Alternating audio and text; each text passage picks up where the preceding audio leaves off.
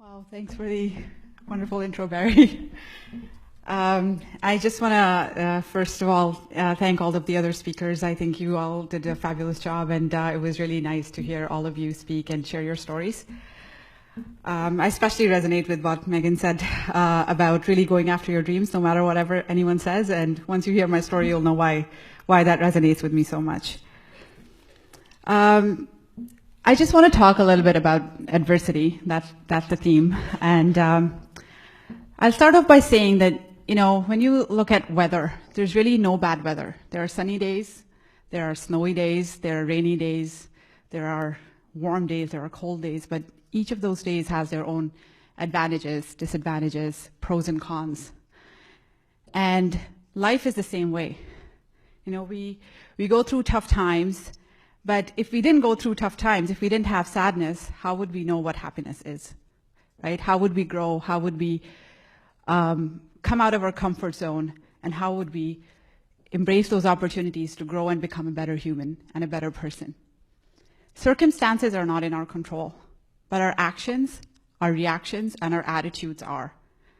Our reactions, positive or negative to any set of given circumstances, they are in our control.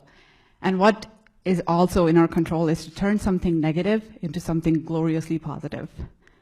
I didn't always think or feel this way. In fact, I spent years and years of my life lamenting over my circumstances, feeling very sorry for myself, thinking my life is over, and just being a very sad and miserable person. And I'd like to share that story with you today. I grew up in Abu Dhabi. If none of you know what that is, it's a city near Dubai. Everyone knows Dubai. And I was a little girl with just one dream. The dream to go to a top university and get the best education possible. And that dream was cut short when I came home one day. I was in grade 10 or grade 11. I was just turned 16. I come home and I'm told by my parents that I'm going to be married in a few months to a man who lives in Canada and I'd never met before. And a few months later, I arrived here as a 16-year-old bride in an arranged marriage. And I was told that I can't go to school because I'm married now and I have a responsibility towards my husband and his family. I had my daughter right away when I was 17. And then I was told I can't go to school because I'm a mother and it would be inappropriate. Years passed and that dream of education still stayed. Over a decade of oppression, of opposition against my education but it tore my self-confidence away. It took my self-esteem. It took my positivity. It took everything out of me. I lost my identity. I lost my voice, and I just lost myself. But through all of that, there was this one little tiny voice in my head that kept saying, maybe there is a way. Maybe there is something that I can do. I deserve better. Everyone around told me this is okay, it's normal, this is what you're supposed to do, this is the fate that, it's just fate, accept it, live with it. But something in me told me, no, it doesn't feel right. Everyone says it's right, but it doesn't feel right. So I started studying at home. I finished my high school through distance learning while raising my girls. I kept applying to university every year. I'd get in because my grades were really high. And I couldn't go because I had no financial support. And I couldn't get OSAP because my husband, or ex-husband, earned a lot, even though he wasn't giving me a penny. So then I was like, okay, now what do I do? So I started babysitting and tutoring at home while raising girls. I couldn't go out and get a job. I wasn't allowed to. I wasn't even allowed to go out of the house or make any friends or anything. So I started working from home. And it took me 2 years to save every penny that I could to save up for my first year tuition. So this whole journey took about 10 years. After 10 years of marriage and 2 kids, I have 2 daughters, at the age of 26, I was finally sitting in my first ever lecture at U of T. And that was the 4th time I'd gotten into university. And that's when my life started changing. I started getting my confidence back because I was at the top of my class in every single course. My profs were raving about me. People wanted to be my friend. And I was like, whoa, why do they want to be my friend? And that's when I really started thinking about why is there such a discrepancy between what's happening to me at home and what's happening to me at school. And I started questioning things. I started thinking about it. What that entailed was that once I was walking around campus and I saw this sign that there's a counseling center. And I was looking at it and I said, wow, I think I need to talk to somebody. And I think I need to talk to somebody outside of my family and outside of my culture. And because everyone there told me this is normal and I should just live with it.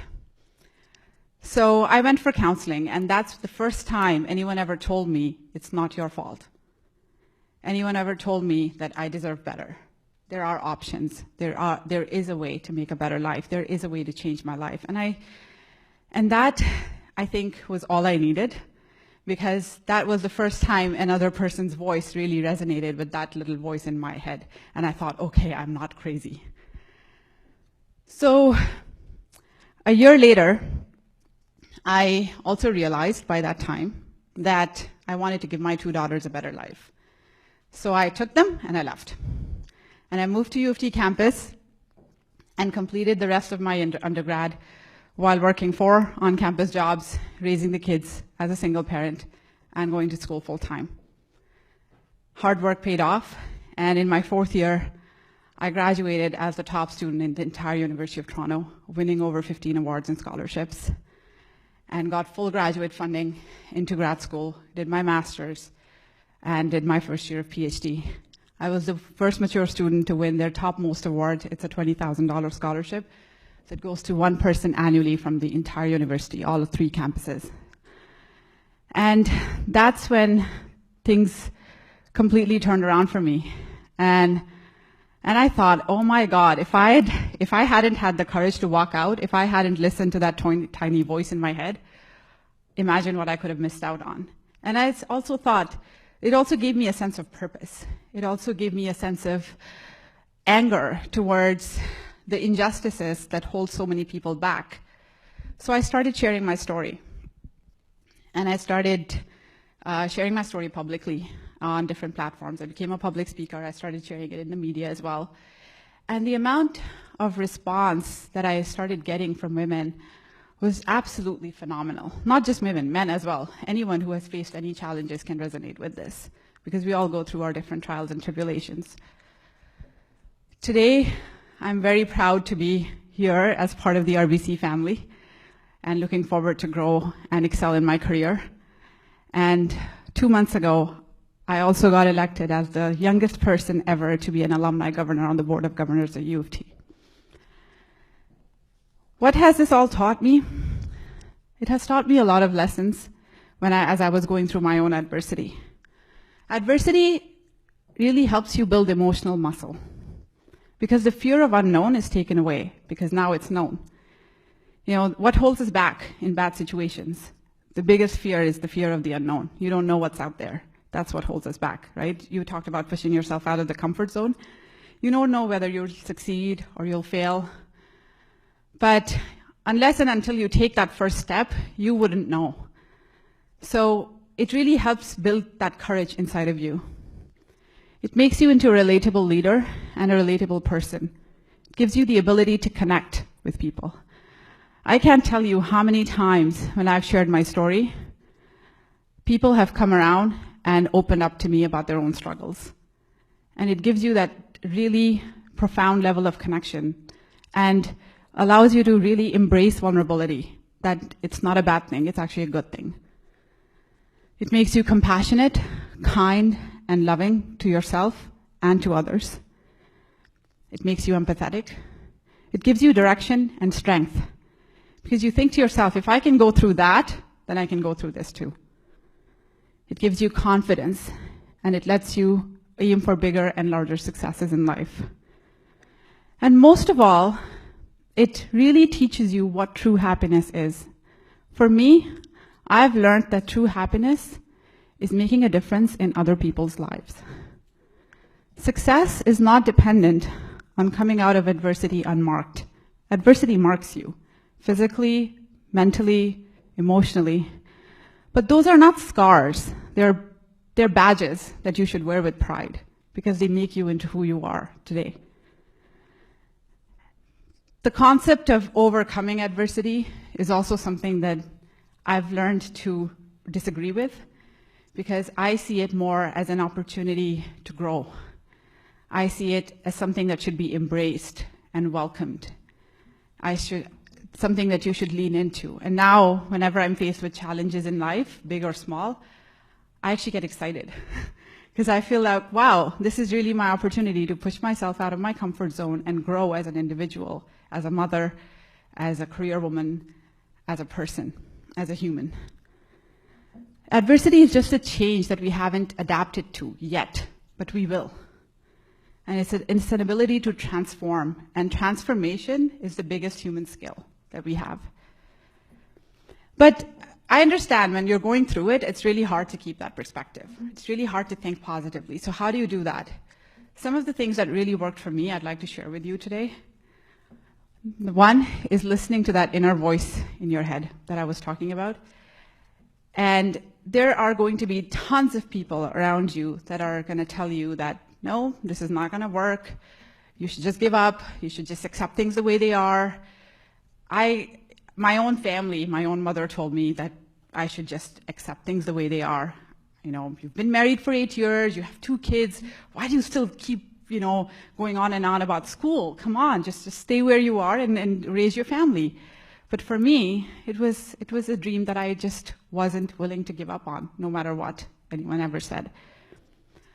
Second thing that I learned and worked for me is reaching out for human connection. And when you're really going through tough times, your confidence is low, and reaching out seems like the most scary thing that you'll ever do. I remember, when I started university, I had trouble even going up to my professor at the end of the class and asking him if there are tutorials this week or not, because I was like, why would this amazing legend of a prof talk to me? But when you do it once and you do it over and over, it becomes easier. And, every one of us has had a little bit of that in us. When we're trying to talk to somebody, we kind of doubt in our mind, should we do this? Should we do that? But, if you just reach out, what's the most you'll hear is no, right? But you don't have anything to lose. And whenever I've reached out to people, I've had really big supporters. I've had amazing mentors. I've had amazing profs who've really taken me under their wing and really excelled, written me recommendation letters left, right, and center for all my scholarships, and I wouldn't be here if it weren't for them. And the thing that worked for me the biggest and the most is giving back and helping others. There's something, to be said about that, because we feel that when we're going through tough times, we feel like, how can we help someone else when we need help so much ourselves, right?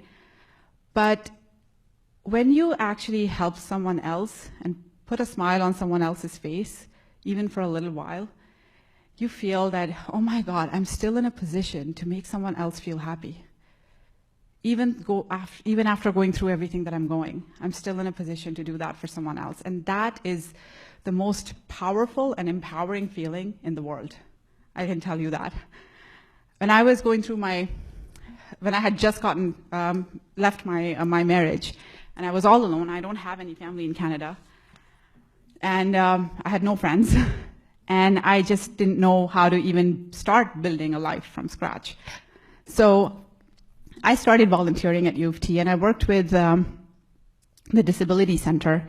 And I was working with students. I was assigned to a student who was 65 years old, in a wheelchair.